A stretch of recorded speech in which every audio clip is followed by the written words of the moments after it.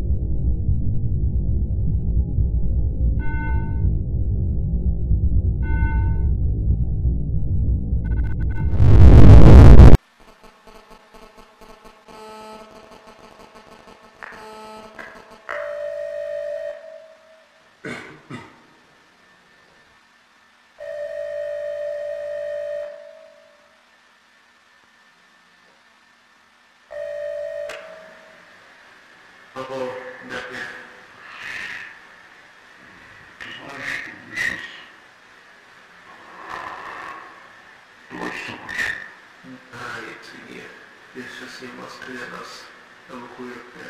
Что? Ты не смотрел новости?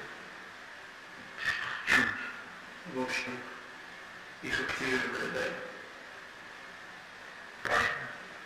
Да, я видел. Типа, что они... Короче, Москва в радиации.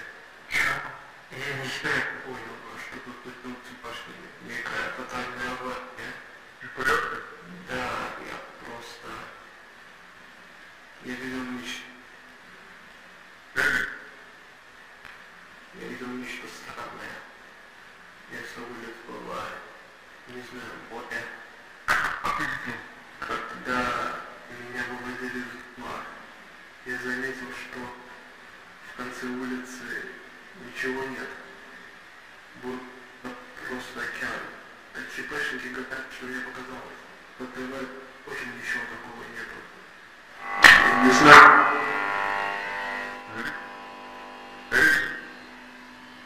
Извините, я открываю.